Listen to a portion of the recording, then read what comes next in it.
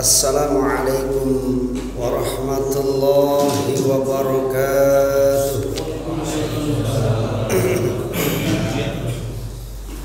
Alhamdulillah. Alhamdulillahilladzi an'ama 'alaina bi ni'matil iman wal islam. Asyhadu an la ilaha illallah wahdahu la syarika lah al-malikul a'lam. Wa asyhadu anna sayyidana wa nabiyyana Muhammadan abduhu wa rasuluh khairul anam. Allahumma fasholli wa sallim ala sayyidina wa maulana Muhammadin wa ala alihi wa ashabihi wa man tabi'ahum bi ihsanin ila yaumil qiyamah. Amma ba'du, faqad qala Allah ta'ala fi kitabihil azizil karim wa huwa asdaqul qailina a'udzu billahi minasy syaithanir rajim. Bismillahirrahmanirrahim. Ya ayyuhalladzina amanu ittaqullaha haqqa tuqatih wa la tamutunna illa wa antum muslimun. Wa qala an-nabiy sallallahu alaihi wasallam, man salaka tariqan yaltamisu fihi ilman sahhalallahu lahu tariqan ilal jannah. Shadaqallahul azim wa shadaqa rasuluhun nabiyyul karim wa nahnu ala dzalika minasyahidin wasyakirin walhamdulillahi rabbil alamin. Al-mukarramun, para alim, ulama, sesepuh, bini sepuh, para ustadz, hujjaj, wabil khusus jamaah Musholla Baitul Huda yang dimuliakan Allah Subhanahu wa ta'ala. Puji syukur kita senantiasa panjatkan kehadirat Allah Subhanahu wa ta'ala atas segala nikmat karunia yang Allah curah limpahkan kepada kita. Di antaranya Allah masih memberikan kepada kita nikmat sehat walafiat, nikmat panjang umur, nikmat kesempatan. Mudah-mudahan semua kenikmatan yang Allah berikan kepada kita dapat tasarrufkan, kita dapat gunakan untuk menjalankan taat ibadah kita kepada Allah Subhanahu wa ta'ala. Salawat teriring salam kita sanjungkan kepada Nabi junjungan alam, Nabi agung, Nabi besar, Sayyiduna wa Maulana Muhammad sallallahu alaihi wasallam beserta keluarganya, para sahabatnya, tabi'in, tabi'ut tabi'in, dan orang-orang yang senantiasa setia mengikuti tuntunannya. Harapan besar kita kelak nanti kita mendapatkan syafaatul uzma di yaumil qiyamah. Amin ya rabbal alamin. Ma'asyiral hadirin jamaah rahimakumullah, kita awali talabul ilmi kita dengan membaca Al-Quran suratul Fatihah. Liridha'illahi wa li syafa'ati Rasulillah Sayyidina wa Maulana Muhammad ibni Abdillah ila hadrati wa khususan li talif riyadhus shalihin min kalami sayyidil mursalin ta'lifu Syekhul Islam Muhyiddin Abi Zakaria Yahya bin Sharaf An-Nawawi nafa'ana bihi min 'ulumihi. Al-Fatihah. A'udzu billahi minasy syaithanir rajim. Bismillahirrahmanirrahim. Alhamdulillahi rabbil alamin. Ar-Rahmanir Rahim. Maliki yaumiddin. Iyyaka na'budu wa iyyaka nasta'in. Ihdinas siratal mustaqim. Siratal ladzina an'amta 'alaihim ghairil maghdubi 'alaihim waladdallin. Amin. Bismillahirrahmanirrahim. pada kitab hadis Riyadhus Shalihin terakhir pembahasan kita itu tentang bab fadlu du'afatul muslimina wal fuqara, keutamaan orang yang lemah, keutamaan orang fakir miskin di kalangan umat Islam. Jadi ternyata orang yang fakir miskin itu ada keutamaannya. Jadi kalau kita mau memilih yang utama apa yang enggak, Pak? Yang utama ya berarti kudu jadi orang miskin. Kan itu. Jadi orang yang lemah belum tentu dalam pandangan kacamata kita lemah, miskin, fakir. Orang kita bilang mau itu orang belangsak lah gitu ya. Mungkin semua orang akan menjauhinya, bahkan berharap bukan kita. Ada orang yang lemah boleh, tapi jangan kita, jangan saya. Fakir boleh, tapi jangan saya. Miskin pun sama. Tapi Allah dan Rasulnya memberikan keutamaan, ada keutamaan orang yang lemah, orang yang fakir miskin di kalangan kita umat Islam.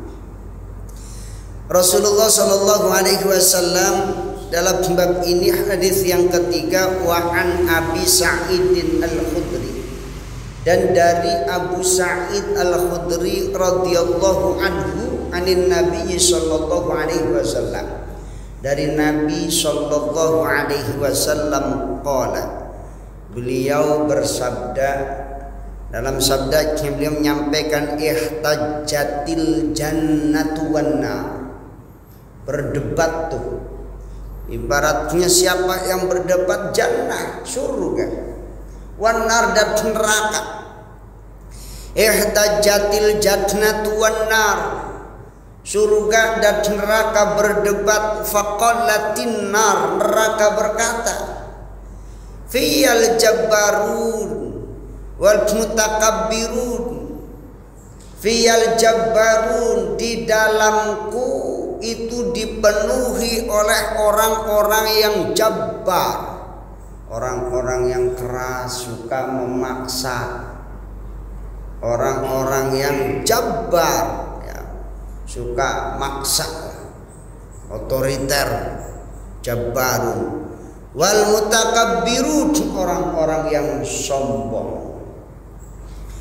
Kemudian surga pun berkata, waqalatil jannah, surga berkata, fiya du'afa'un nasi wa masakinuhum, di dalamku dipenuhi oleh orang-orang yang lemah di kalangan manusia, orang-orang yang fakir miskin di kalangan manusia.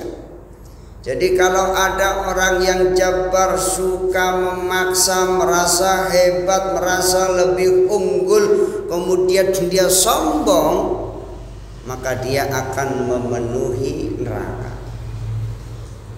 Kalau ada orang yang lemah, sabar, fakir, miskin, sabar, apalagi syukur.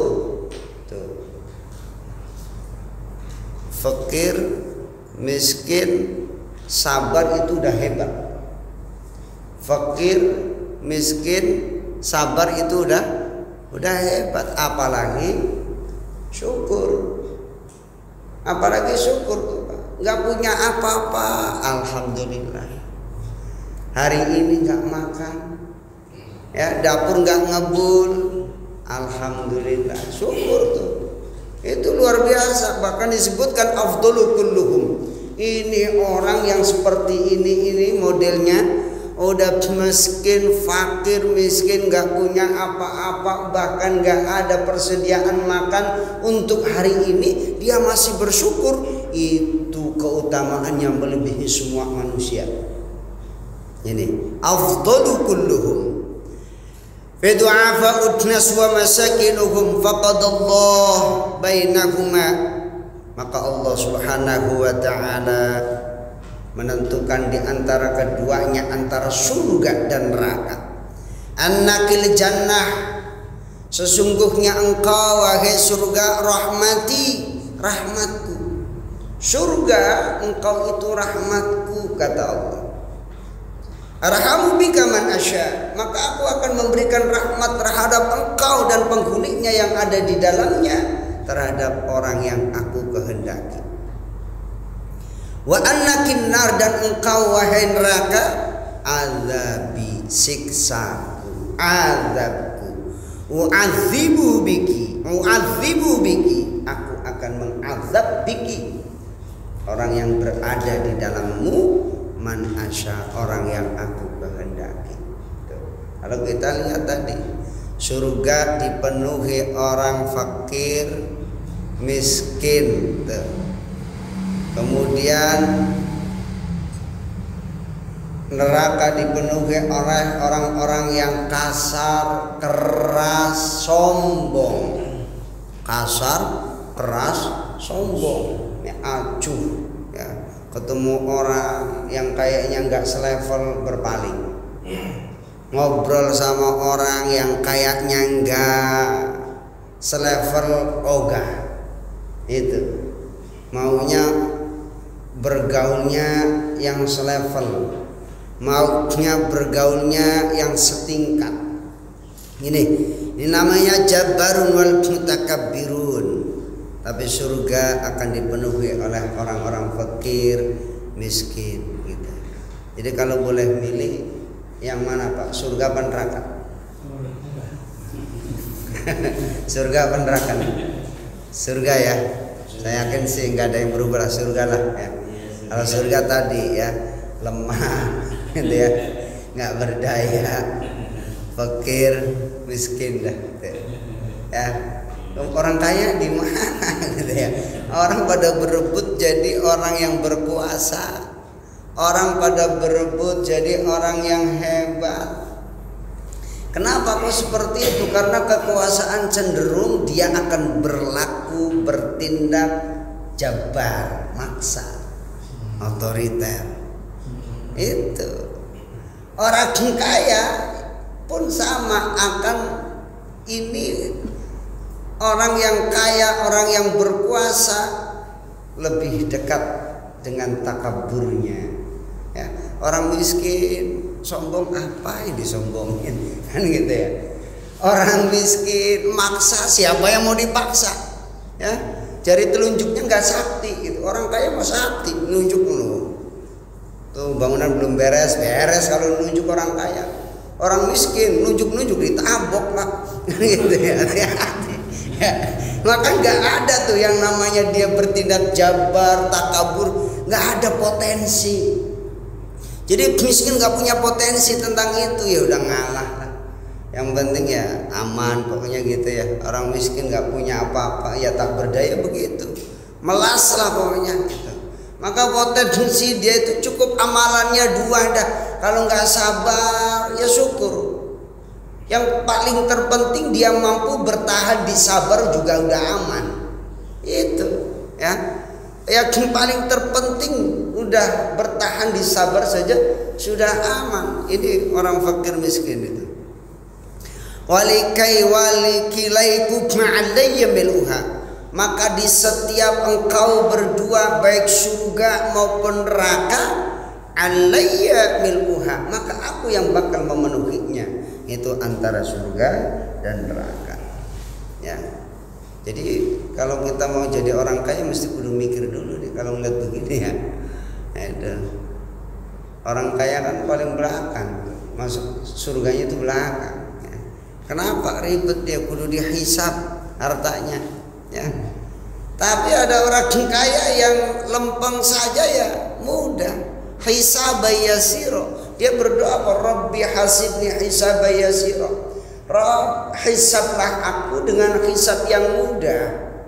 Maka jangan takut jadi kaya, jangan khawatir jadi orang kaya, khawatir nanti hisabnya susah. Orang kaya yang hisabnya susah, orang kaya yang hisabnya lama, ini yang kagak beres hartanya. Tapi kalau harta kita beres, gak ada secuil pun barang harta yang diperoleh dari jalan yang kotor, dari jalan yang curang, insya Allah hisabnya yasiro, hisabnya mudah. Ini yang hisabnya lama yang gak beres hartanya. Tuh Abdurrahman bin Auf tuh hartanya, masya Allah, itu sepeninggalan beliau saja semua veteran perang Badar dapat kebagian, ya bisa ratusan juta lah kalau dirupiahkan. Itu veteran perang Badar itu dapat kebagian hartanya Abdurrahman bin Auf. Abdurrahman bin Auf itu saudagar kaya, di Mekah kaya, pas ke Madinah lagi hijrah itu nggak bawa apa-apa. Cuma apa, ketika dipersaudarakan cuma dia nyari yang dicari apa, pasar. Kalau di tangannya udah bisnis di tangan beliau, maka seolah-olah ya mudah saja, gampang, sehingga apa, harta beliau pun berlipat-lipat. Itu Abdurrahman bin Auf, kekayaannya luar biasa ya. Jadi bahkan veteran perang Badar itu sudah dapatlah kebahagiaan lah. Sampai Utsman bin Affan itu kan orang kaya juga. Utsman bin Affan itu orang kaya. Orang kaya, termasuk bukan jihad beliau itu di jalan Allah bersama Rasulullah dalam dakwah, bukan hanya dirinya yang berjuang, tapi dirinya, hartanya pun dikorbankan di jalan Allah. Itu orang kaya. Tapi pas kebagian dapat jatah dari Abdurrahman bin Auf, diambil Pak. Diambil juga Utsman bin Affan. Bukannya rakus, bukan. Biasanya Utsman bin Affan punya prinsip nggak mau nerima harta dari orang lain. Beliau tuh kenapa? Satu, beliau ngerasa cukup. Kedua, beliau juga saudagar kaya. Ya ketiga, dia menjaga hati-hati dari barang yang tidak dihalalkan Allah. Dia jaga tuh. Dia kaya, saudagar pula, dia punya sifat wara'i, wirang. Ya, dia jaga. Tapi ketika dikasih jatah nih, dapat bagian dari Abdurrahman bin Auf ketika beliau meninggal, diambil. Apa kata Sayyidina Utsman bin Affan ketika ditanya oleh sahabat, tumben engkau nerima harta dari orang lain, biasanya nolak. Oh beda, hartanya Abdurrahman bin Auf beda. Hartanya Abdurrahman bin Auf itu menyehatkan Pak, makanya diterima, masya Allah. Itu kaya raya tapi nggak takut dia nanti hisabnya susah. Kaya raya tapi nggak khawatir kalau nanti bakal dikorek-korek sama Allah. Karena apa? Dia yakin tidak ada secuil pun hartanya dari kecurangan. Ya, kira-kira ada yang nggak bisa ngejamin kita punya harta itu bersih? Ya, ini harta, maka dikatakan oleh Sayyidina Utsman bin Affan, oh beda, hartanya Abdurrahman bin Auf itu menyehatkan, ibaratnya bervitamin lah, dimakan sehat lah, pokoknya begitulah hartanya. Maka dia mau tuh hartanya sehat. Ya mudah-mudahan harta kita pun sehat itu ya, sehingga dimakan insyaallah bervitamin. Walikilaiku ma'adaya minha. Dan setiap di antara engkau berdua surga neraka, aku yang bakal menuhinnya. Nih. Kemudian hadis yang keempat, wa Nabi Hurairah radhiyallahu anhu an Rasulillah sallallahu alaihi wasallam. Dari Abu Hurairah radhiyallahu an, dari Rasulullah sallallahu alaihi wasallam, qala, beliau berkata, innahu la ya'tir rajulul 'azimus saminu yaumal qiyamah. Sesungguhnya nanti itu akan datang seorang laki-laki yang tinggi, yang besar itu ya, pada hari kiamat. La yazidnu 'indallah janah ba'udah. Tapi ketika ditimbangan di sisi Allah, melainkan ya janah ba'udah, seperti sayap nyamuk. Ya, artinya apa? Allah nggak melihat secara fisik. Yang Allah lihat amal kita.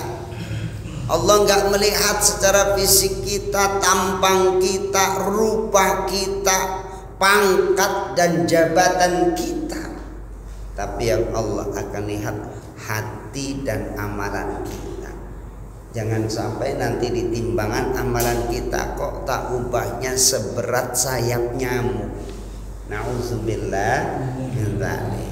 Ya, kita siapin diri dah ya. Kita siapin ya. Namanya kita hidup di dunia ya nggak ibarat nggak kayak iklan-iklan kuota ya, unlimited gitu ya. Kita itu limit Pak ya. Orang yang kuotanya itu bilang unlimited juga bohong. Pasti limit dia ya, ada batasnya. Kalau unlimited mah ila yaumil kiamah bisa. Berarti sampai hari kiamat pun ada limitnya. Kan batasnya. Kita terbatas, kehidupan kita terbatas, ruang gerak kita pun terbatas ya. Maka kita siapin dah ya. Biar apa? Biar kita selamat ya, biar kita selamat dunia dan akhirat. Dunianya selamat, akhiratnya selamat ya itu. Wa anhu adna mra'atan sauda, dan dari Abu Hurairah pula annamra'atan sauda, sesungguhnya ada seorang wanita sauda. Sauda itu hitam. Kanat taqumbul masjid aw syabban faqadaha, yang biasanya itu tinggal di masjid, aw syabban atau pemuda, faqadaha aw faqadahu Rasulullah sallallahu alaihi wasallam. Rasulullah kehilangan seorang wanita hitam atau seorang pemuda yang biasanya tinggal di masjid, yang suka dia bebenah, bebersih di masjid. Fasa'ala anha o anhu, maka Rasul bertanya tentangnya, tentang wanita atau tentang pemuda. Jadi di sini dalam redaksinya disebutkan imra'atan sauda au syaban, ada seorang wanita atau seorang pemuda. Redaksinya dua hal. Faqalu mata, maka para sahabat mengatakan, oh mereka itu mati, mata, telah wafat, meninggal dunia ya. Imra'atan sauda au syaban, seorang wanita atau pemuda tadi. Dicari sama Rasul, kok nggak kelihatan, biasanya ada, nggak ketahuan di mana gitu. Pas ditanya kata sahabat meninggal dunia, nggak berkabar ini sahabat ke Rasul. Afala kuntum adantumuni bi, ya Rasul nyampe, kenapa nggak kalian tuh nggak ngasih tahu, berarti kenapa kalian nggak berkabar tentang berita kematian, wafatnya, meninggal dunianya orang tersebut. Faka'annahum sagharu amroha au amroh, seolah-olah kalian itu meremehkan urusan wanita atau pemuda tadi. Ibaratnya dianggap nggak penting gitu lah. Kadang-kadang begitu ya kita. Orang nggak penting ini kan gitu ya.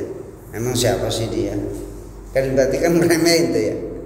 Emang dilihat ya di siapa sih dia? Emang timbang suka ada di masjid doang begitu ya, secara fisik ya begitu. Wanita, kalau wanita ya hitam, ya siapa yang mau ngelirik? Kalaupun lewat kagak ada yang lirik. Beda, coba ada wanita cantik, tinggi, seksi, coba lewat, kita ada di depan situ, lirik apa? Kagak gitu ya. Kagak boleh meleng kan gitu ya. Itu ibaratnya kita remehin tuh, sama kejadiannya di masa Rasulullah. Lah siapa sih dia? Faka'annahum sagharu, seolah-olah mereka itu yang meremehkan, mengecilkan. Lah siapa emang? Wafatnya, meninggal dunianya seorang wanita tersebut, imra'atan sauda, wanita hitam. Ya udah nggak dikabarin ke Rasulullah karena dianggapnya bukan siapa-siapa, dianggapnya Rasulullah nggak punya kepentingan apa-apa gitu. Maka diremehkan. Maka apa kata Rasulullah sallallahu alaihi wasallam? Dulluni, tunjukkanlah kalian atasku, kepadaku, ala qabri, atas kuburnya. Padallahu fa shalla alaiha tsumma qala, ditunjukin itu kuburnya. Itu ditunjukin kuburnya, udah dikubur. Ternyata udah dikubur. Akhirnya apa Rasulullah sholatin? Ya, udah sholat ketika sudah dikubur. Jadi boleh mensolatkan mayit jenazah ya ketika kita umpama tidak berjumpa, nyampe ke rumah umpama kita dikabarin ya saudara kita meninggal ya. Nyampe sono udah dikuburin, kita nggak keburu nyolatin, nggak keburu udah nyolatin, lah datang aja ke kuburannya sholatin langsung di hadapan kuburnya. Sama seperti yang dilakukan oleh Rasulullah SAW ketika baru menerima kabar berita orang yang biasa berada di masjid, seorang wanita hitam atau pemuda yang tidak diketahui telah meninggal dunia, kemudian datangin kuburnya. Apa kata Rasulullah sallallahu alaihi wasallam kepada sahabat, inna hadhil qubur mamlu'ah, sesungguhnya kuburan ini mamlu'atun, dipenuhi zulmatan, kegelapan. Masya Allah, kuburan itu mamlu'atun zulmatan, penuh dengan kegelapan. Gelapnya malam, kita lewat di tengah malam yang gak ada lampu, gelap itu biasa. Tapi gelapnya kubur udah mamlu'atun zulmatan, itu lebih gelap. Kalau bahasa Jawa Barat, peteng dengdet kan gitu. Peteng udah gelap banget, zulmah. Peteng, kalau di sini apa namanya? Gelap gulita. Ya gelap gulita lah ya, bahasa Indonesianya begitu ya. Pokoknya gelap gulita, udah gelap gulita. Berarti gelap banget dah pokoknya. Kita akhirnya kalau mati lampu pet, nggak ada secerca cahaya, kita bilang gelap gulita. Ini kubur mamlu'atun zulmatan, lebih daripada gelap gulita. Gelap mamlu'atun zulma ala ahliha, atas penghuninya. Ya coba aja Pak, kita pikir sendiri ya, dikubur ya digali lubang ya, ukurannya timbang 2x1 ya. Dalamannya berapa itu? Semeter ya.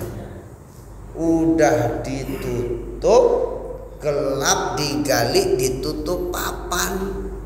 Udah, coba kita bayangkan ya. Bayangkan udah sendiri lagi, kagak ada yang mau nemenin kagak. Makanya pantas ya, kalau kita bilang ke istri kita, saya cinta engkau sampai mati. Udah sampai mati doang kan? Udah sampai mati, tok, udah mati ya udah, masih cinta, lagi cinta masuk nemenin dah gitu ya, nemenin dah gitu. Udah cukup sampai di situ saja ya.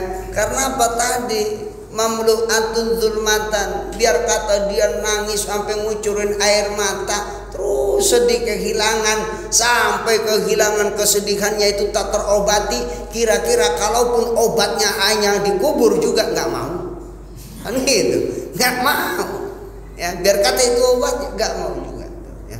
Mamlu'atun zulmatan. Maka apa kata Rasulullah, inna hadhil kubur mamlu'atun zulmatan ala ahliha, ini kubur itu gelap gulita, dipenuhi dengan kegelapan bagi penghuninya. Wa inna Allah ta'ala, dan sesungguhnya Allah subhanahu wa ta'ala yunawwiruha, akan menerangi kubur, lahum, bagi mereka yang berada dalam kubur, bisolati alaihim, dengan sholatku terhadapnya. Sholatnya Rasulullah ketika mensolati seorang wanita hitam tadi, itu menyebabkan kuburnya itu terang benderang, bagaikan pelita ya, yang menerangi alam semesta. Itu terang bagaikan matahari yang terbit kemudian menerangi dunia. Itu sholatnya Rasulullah SAW. Kalau terang ya itu apa namanya, kalau gelap kan kita kan rasa khawatir ya. Kita ngelewat di kegelapan itu kan ya, sendiri nggak ada teman ya, udah di tengah hutan dah, apa perasaan kita? Takut Pak, kadang-kadang itu namanya manusia, kadang ya pokoknya dada bergetar itu. Kenapa? Takut. Makanya ketika kubur itu diterangi, terlebih diterangi dengan sholatnya Rasulullah Shallallahu Alaihi Wasallam, maka ini akan memberikan keselamatan dalam kubur ya. Hadis ini muttafaqun alaih, diriwayatkan oleh Imam Bukhari dan Muslim. Qauluhu takummu huwa bi fathhi ta'i wa dhammil qaf. Takummu yaitu dengan difathahkan taknya, didhammahkan qafnya. Takummu ay takmusu wal kumamatu bil kunasa, yaitu orang yang suka nyapu ya, orang yang suka bebersih di masjid. Jadi disebutkan siapa sih wanita tersebut, dia adalah orang yang singgah berdiam tinggal di masjid. Ayat taknusu wal kumamatu bil kunasa, bebersih ya, itu di masjid. Wadan tumuni bimadil hamzah ay a'lam tumuni, artinya ketika Rasulullah menyampaikan afala kuntum adan tumuni bi, apakah kalian itu tidak memberikan kabar kepadaku ya. Ini hadis yang kelima. Kemudian hadis yang keenam, wa anhu, dan dari Abu Hurairah pula, qala, ia berkata, qala nabiyyu sallallahu alaihi wasallam, Nabi sallallahu alaihi wasallam bersabda, rubba ash'ata aghbara madfu'in bil abwabi law aqsama 'ala Allah la abarra. Rubba ash'ata, terkadang orang yang berpenampilan kusut, aghbara, berdebu, kita bilang mah dekil Pak, udah kusut, kucel, dekil, kumel. Rubah asy'ata aghbara, terkadang orang yang berpenampilan kusut, kucel, dekil ya, OGDJ apa itu namanya orang bilang udah kumpul dah, yang sekiranya masuk ke dalam rumah kita, madfu'in bil abwab, pintu-pintu rumah itu akan terkunci, tertutup. Ogah nerima orang kayak begini nih ya. Sekiranya itu rubba asy'ata akhbar, terkadang orang yang berpenampilan kucel, dekil, kumel tadi ya, itu terkadang yang kadang-kadang memang keseringan itu madfu'in bil abwab, terkunci rumah ya, ogah dimasukin. Terkadang lau aqsama 'ala Allah, seandainya dia bersumpah atas nama Allah, la abarra, niscaya Allah akan ijabah doanya. Maka hati-hati ya, hati-hati kita bersikap ya. Jangan pernah kita melihat orang dari penampilannya yang kadang-kadang kita lihat wah, udah kucel, dekil, kumel gitu ya, ya kita remehkan, sagharu, kita kecilkan mereka. Tapi apa kata Rasulullah, lau aqsama 'ala Allah, seandainya dia bersumpah atas nama Allah, la abarra, sungguh akan diberikan kebaikan-kebaikannya ya. Maka hati-hati, jangan sampai orang-orang seperti ini yang kita pintu-pintu rumah kita kunci rapat, tertutup dari mereka ya, bersumpah dengan keburukan ya, bersumpah dengan keburukan ya, keburukan itu akan menimpa kita. Maka hati-hati. Maka itu salah satu yang disembunyikan oleh Allah Subhanahu wa ta'ala. Innallaha ta'ala khabba'a waliyullah ya, sesungguhnya Allah sembunyikan waliyullah, kekasih Allah. Wa khabba'a waliyullah min ibadi ya. Maka jangan sampai fala tahqiru ahadan min ibadihi fada'allahu waliyullah. Jangan sekali-kali kita meremehkan fala tahqiru ahadan min ibadi. Jangan sekali-kali kita meremehkan seorang pun di kalangan hamba Allah, fala'allahu waliyullah, bisa jadi orang yang kita remehkan, orang yang kita rendahkan, orang yang kita anggap kecil di mata kita, justru dia kekasih Allah, lebih mulia dibandingkan kita. Yang berpenampilan rapi, bersih, necis, kan? Berpenampilan apa itu namanya, rapi dah, matching pakaian, tapi ternyata justru dia lebih mulia dibandingkan kita. Rawahu Muslim, itu hadis diriwayatkan oleh Imam Muslim. Jemaah yang dimuliakan Allah Subhanahu wa taala, mungkin sampai di sini ada pertanyaan silakan.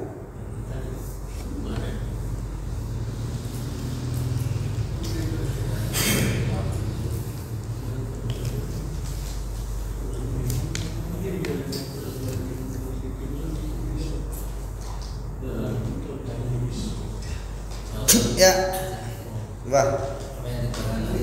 Apabila ada tetangga atau saudara kita yang meninggal, terus seminggu kemudian kita baru tahu bahwa sebulan yang meninggal, kita datang ke keluarganya, terus datang ke kuburannya ingin menyolatkan, niat sholatnya niat goib apa seperti biasa?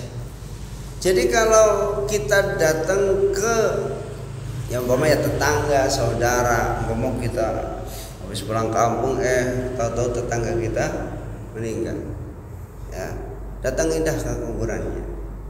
Kemudian niatnya gaib apa enggak? Niatnya hadir. Karena apa? Kalau gaib memang enggak kelihatan nama kita, ya tetap niatnya itu ya niatnya bukan sholat gaib, ya niatnya tetap sholatnya sholat hadir. Karena apa? Ada kuburnya di hadapan kita, ya niatnya tetap bukan gaib, ya niatnya gimana Pak? Sholli ala hadzal mayyit. Jadi bukan gaib, hadzal mayyit, mayitnya ada, jenazahnya ada, kuburnya ada, ya mayit yang di dalam kubur, ya. Kalau sholli ala alal mayyitil ghaib, bukan hadzal mayyit, ghaib itu enggak ada, ini ada, ya. Tetap. Jadi usolli ala hadzal mayyiti arba'at takbiratin fardal kifayati lillahi ta'ala. Tetap, ya niatnya tetap hadzal mayyit, ya tetap niatnya hadir, bukan ghaib, karena jelas ada di hadapan kita. Jadi boleh kita sholatin. Jamaah boleh juga. Boleh, jamaah juga belum, umpama yang belum nyolatin, umpama banyak, ya udah datangnya jamaah. Itu tetap dilakukan, disunahkan juga dengan jamaah. Boleh. Kalau misalnya seminggu bagaimana? Ya? Udah seminggu nggak apa-apa. Ya, nggak apa-apa. Artinya umpama ini setahun, tahu-tahu saudara kita nggak, baru ada kabar udah meninggal, nggak apa-apa, sholat itu dengan landasan tadi inna hadzihil kubur. Karena kalau dilihat dari redaksi hadis ini tidak disebutkan berapa harinya Rasulullah baru mengetahui kabar itu, ya. Tapi Rasulullah melihat kok nggak ada, gitu aja. Orang itu baru dikasih tahu, kemudian disolatin sama Rasulullah Shallallahu Alaihi Wasallam, ya. Jadi dikuburnya. Untuk zaman sekarang kan nggak mungkin sampai setahun ya Pak. Ya. Zaman sekarang. Zaman sekarang. Alat itu udah canggih komunikasinya gitu. Iya. Dengan HP apa itu nggak tahu sampai setahun gitu. Tapi bisa jadi ada. Jadi begini. Ada tuh orang, dia tuh kabur. Orang itu tahu-tahu mungkin ya apa dia stres atau apa, kabur dari rumah. Nggak ada berita. Dicari nggak ada gitu kan, udah pasang ini nggak ketemu. Tahu-tahu setahun kemudian itu baru diketahui, dihubungin keluarganya, itu udah meninggal setahun yang lalu, di bulan Agustus tahun lalu. Bisa jadi itu. Di rumah sakit ini ngomong, itu bisa jadi. Ya. Kabur orangnya, mungkin apa dia stres atau apa itu, dicari ternyata ditemukan sudah nggak ada. Itu boleh gitu. Jadi tidak menutup kemungkinan lah. Tapi ada permasalahan itu, Pak. Iya gitu. Artinya biar kata dia mungkin tadi apakah dia waras ataupun enggak gitu. Yang penting dia kabur dari rumah. Mungkin dalam keadaan stres, nggak ketemu, ngilang dah, nggak ada komunikasi, ya. Maka ternyata ditemukan sudah tiada, gitu. Ya, maka boleh itu disolatin. Ya. Dari hadis ini, Nabi begitu peduli sama orang yang peduli sama masjid atau musola. Apa ini kabar gembira bagi merawat masjid itu akan mendapat syafaat Nabi?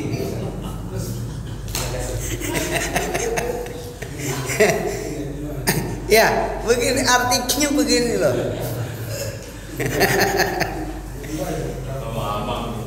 Jadi jangan pernah kita itu menyepelekan orang yang ngurus masjid, musola gitu ya. Justru mereka ini orang-orang yang mulia. Ya, di hadapan Allah. Lah kita mati bang masuk masjid enak, udah bersih, nyaman, ya enggak? Begitu.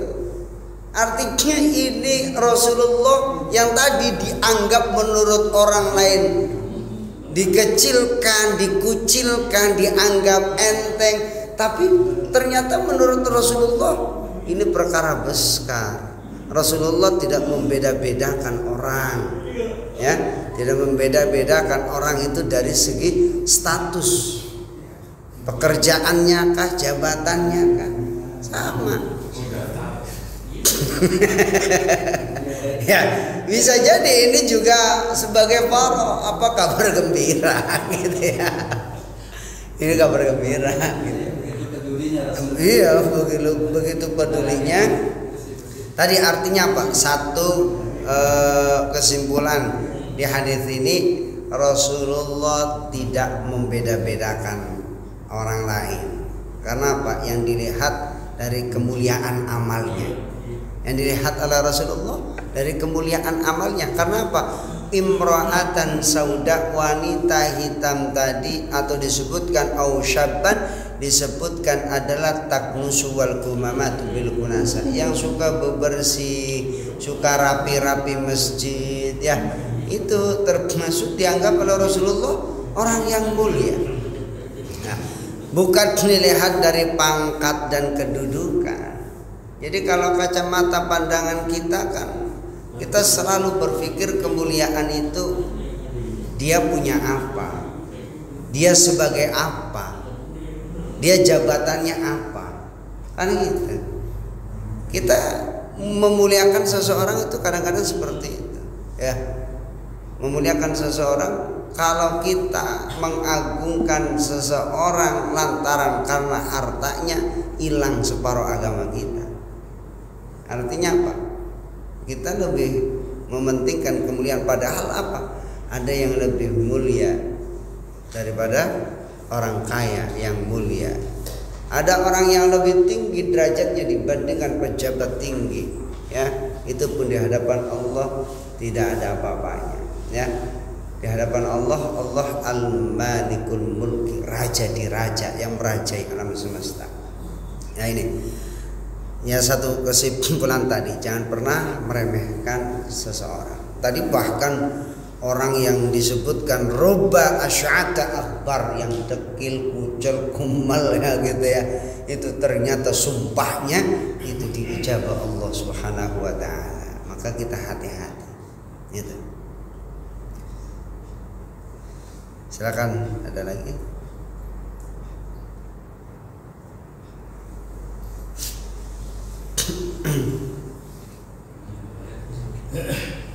Sudah waktu 5 menit lagi. ya, 5 menit lagi.